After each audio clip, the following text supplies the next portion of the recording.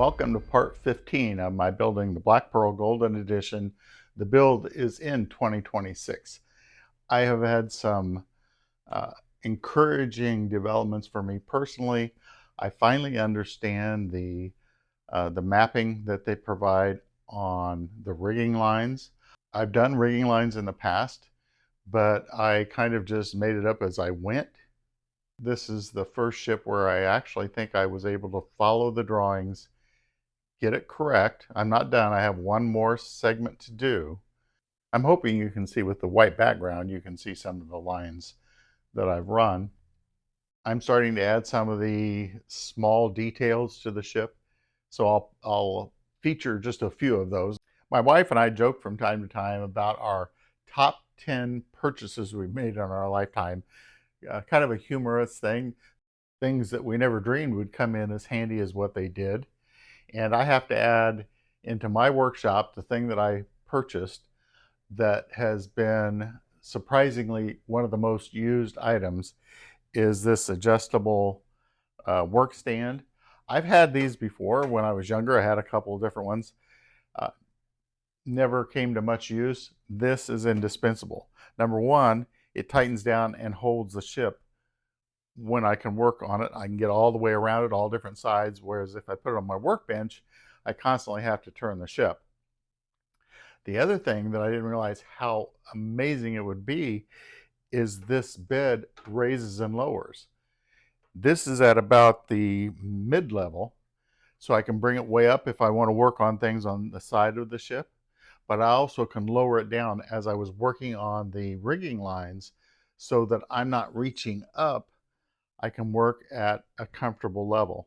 It's a simple process. There's a lever that releases the work top. It lowers down. You slide those pins in, it holds it in place, and then there's knobs on the side that you tighten so it can't slip out of place. If you're interested in getting one for your own hobby work, I would appreciate it if you'd buy it from the link provided on this video under products. The only reason I say that is because it doesn't change the price that you pay. It just gives me a small commission back. Then those commissions roll right back in to my buying things for my hobby, either a ship or parts for the ship, different things like that. Your business is much appreciated, so look at either the products. You can also click on the description. Sometimes I will put links to Amazon where you can also purchase those items. In both cases, I get a small commission, but it does not affect the price that you pay whatsoever. Thanks for considering making your purchase through my video channel. This is my first attempt ever of making my own lanterns. These are jewelry making parts. I will put in the description where I purchased them through Amazon. The interior part, the lens, I made on a 3D printer. The black lines there that are the metal supports is just actually black rope work that came with the ship, and I used CA glue to glue them in place. I'm much happier with those than what came with the ship. Here's what came with the ship, although it was just white plastic, and then I tried painting it black. I tried to make it look a little rustic, but to me this is 100% better than this, and it was not that hard to make. It was not that expensive, but you will have to have a 3D printer. I want to mention briefly some of the things that I used in making some of the components for the ship myself.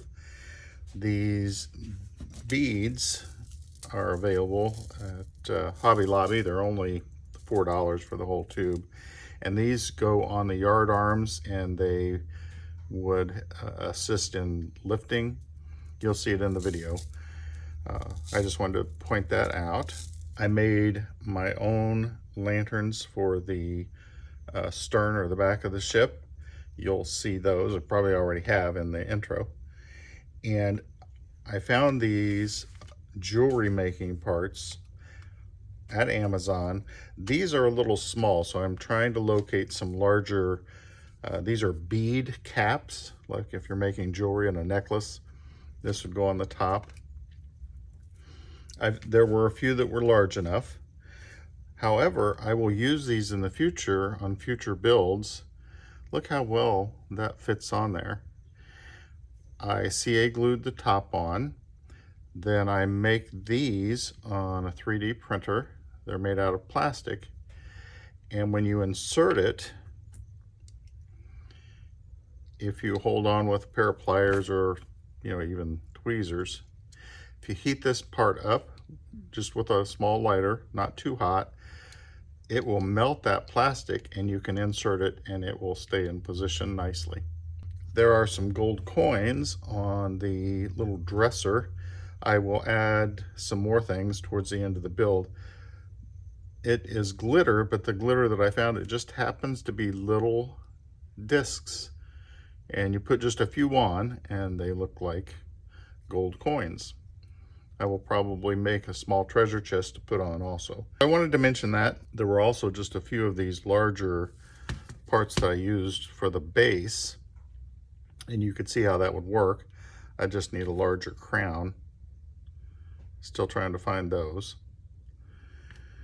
I'm sure they're out there, or I could make the lens part smaller at the top. I did find the larger bases in a larger supply. Now these are more of a gold color. I could paint them. I can cover them with copper leaf or gold leaf or leave them as is, but I prefer this darker look. I have ordered the darker ones. They were delayed in shipping. Once I get the both, I'll decide which one to keep and I can send the other one back to Amazon without too much problem. Or I may just keep these. They may be useful in the future. I put some chains on the back of the ship, like rudder chains, really just for the look. I just think it looks neat back there. I put a few gold coins on top of that cabinet near the ship's wheel. Then on the opposite side, this is one of those jewelry pieces that I just thought was something unusual. And maybe years from now, somebody will say, "What is that?" And no one will ever be able to figure it out. Kind of like Jack Sparrow's compass. I put the guardrails in place on the crow's nests. Those nails are longer than what you need, but it was very easy to put in even though it was late in the construction. I haven't finished yet. I need to clip off the longer parts. I'm approaching this. This is your schematic or blueprint number 1. I did the rope work that was here. Now I'm moving to this one, and then I'll move up to part 2. But you also have to use part 2 as a reference to where the belay pins go, because that diagram is in its upper right-hand corner. I have pre-made all these blocks hung on the yard arms and some of this rope work. So that's all done before I even put it on the ship.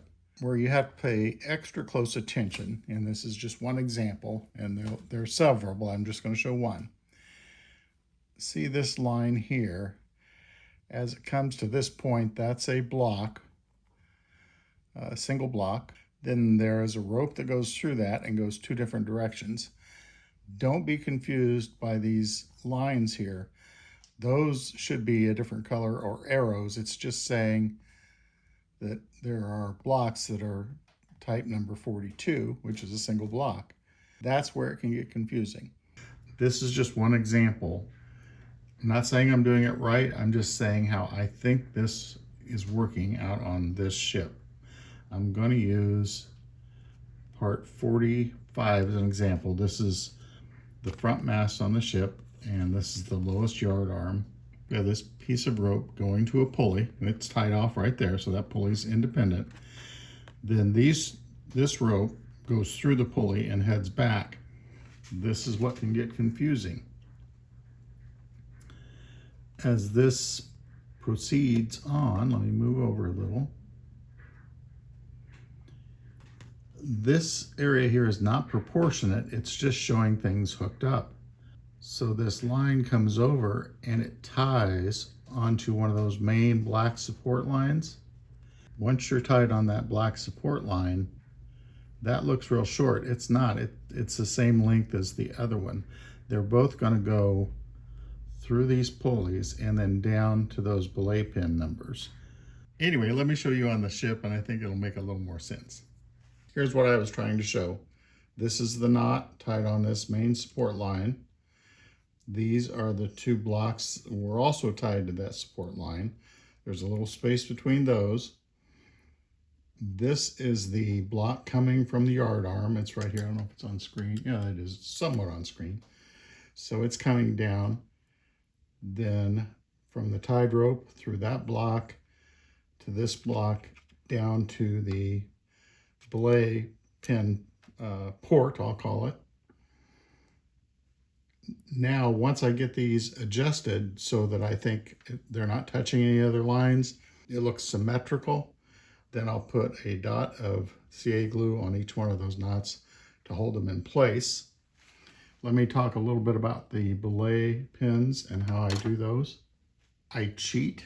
I run the line through the hole for the belay pin, and then I will insert the belay pin in there and a drop of CA glue. Let me slide over here. There are two belay pins that I've put in place. I did do a little a loop knot, and I'll try and show that later. I only did one. The reason I cheat on that and don't do the traditional zigzag of the rope to secure it is it all gets covered. Any ship I've seen, it all gets covered with rope. So why go to all that work? It's very tedious and very hard to do. I do it somewhat, sometimes if it's open, but this is a pirate ship, and pirates cheat.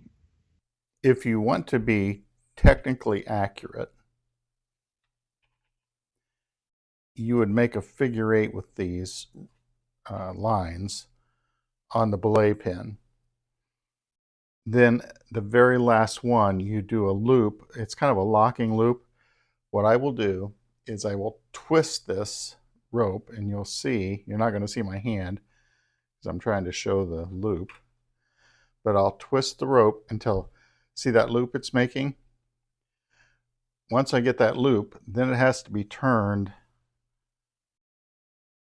upside down. Well, it turned itself upside down.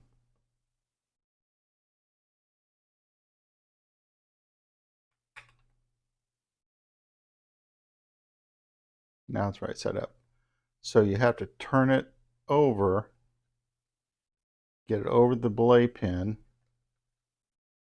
and then pull. And I don't know if you can see, but this line is underneath the top line, so you can kind of pull this, and it's like a half knot, and it'll lock itself in. That's how you want to finish them. But like I said before, if you're going to make artificial loops of rope that hook over that, it's going to hide it all anyway. But I did want to show that to you.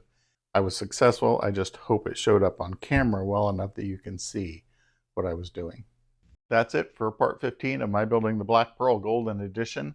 I hope you found this informative and enjoyable. This is probably one of the most rewarding builds I've done so far in my shipbuilding career, and very rewarding hobby.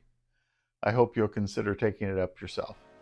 This is Boiler Dan 1, and as always, thanks for watching.